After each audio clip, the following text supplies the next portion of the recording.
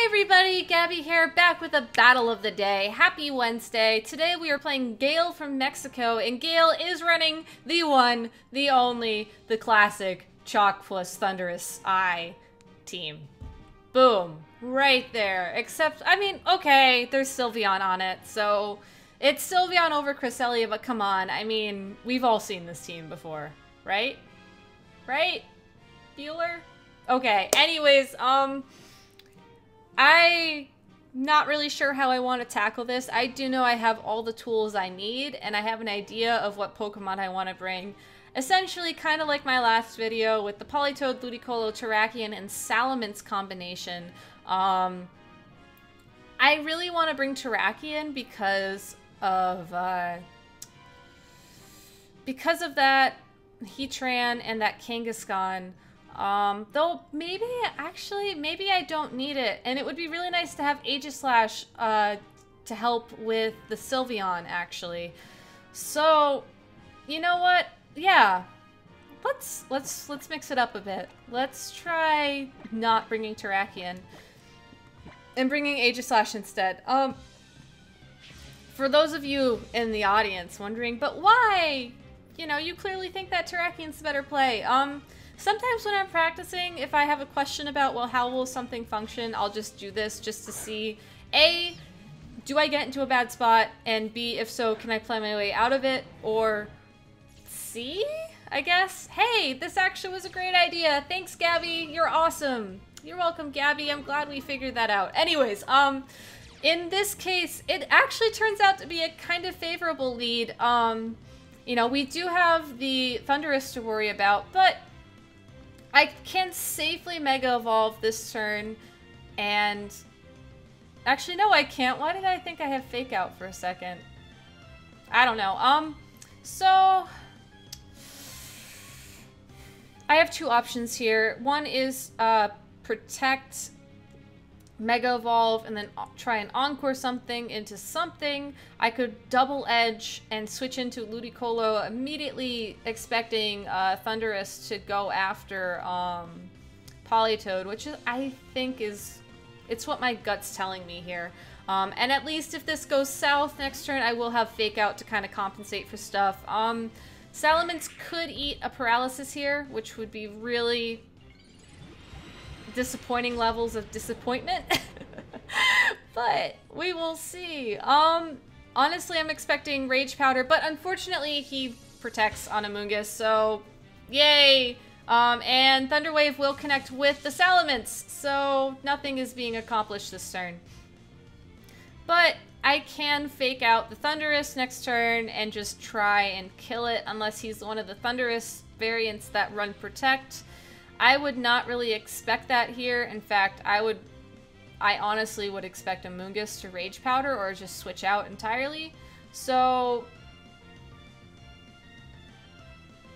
yeah, I don't want Ludicolo to also get paralyzed, because with two Pokemon that are supposed to be fast paralyzed, my momentum for this game will just be trashed, and that won't be good. Anyways, Amoonguss goes away, so either this Thunderous knows Protect, or we're gonna have a great turn, and Sylveon comes out.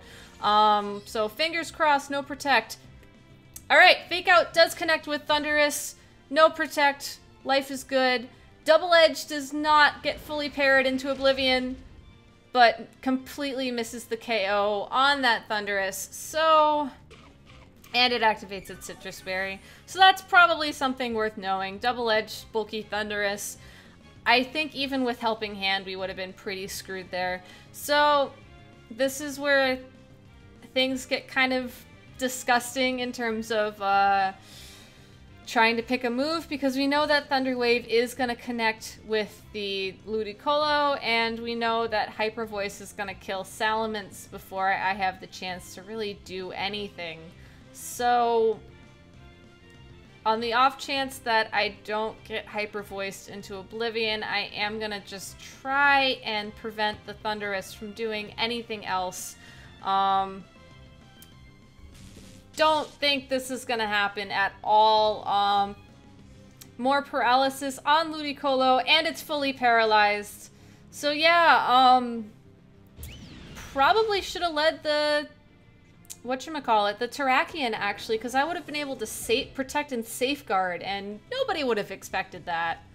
So that definitely would have been the better play. Anyways, at least, you know, Hyper Voice didn't do that much damage to Sylveon, so we have that going for us, I guess. I mean, to Ludicolo, sorry. But I believe a Hyper Voice and a Thunderbolt will be enough for the KO. Though, looking at what this guy has done so far, I would not be surprised if Sylveon switches out, which is exactly what happens, and in its place will be Heatran. Hey, how's it going? You're about to eat Flash Cannon. And Thundurus goes for Taunt into the Aegislash, which is another safe play. This is a standard bulky Thundurus.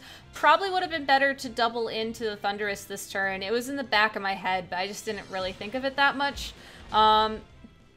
Jokes amount of damage to Heatran. I do get the special defense drop, though. But Ludicolo is paralyzed for a second turn, and I am forced here to switch before Rain expires, or eat a Heat Wave and a Thunderbolt, probably. You know what? I've pretty much already lost this game, so let's just start pressing buttons to see, honestly, if I can spin the momentum around. Heatran goes away! And Amoonguss comes back in, so this guy is playing the revolving door game. This is really worth noting for potential games too, which would definitely go better because I would have Safeguard on Terrakion.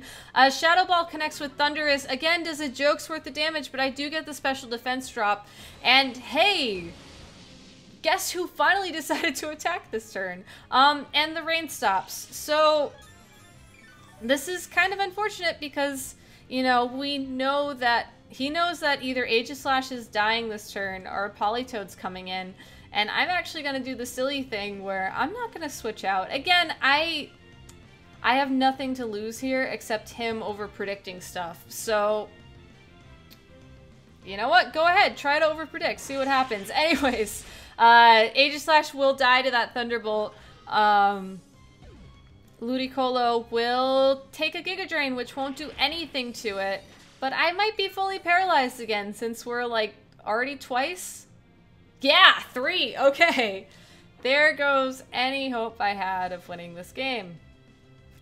So yeah, anyways, you know, Terrakion definitely would have been the better lead here.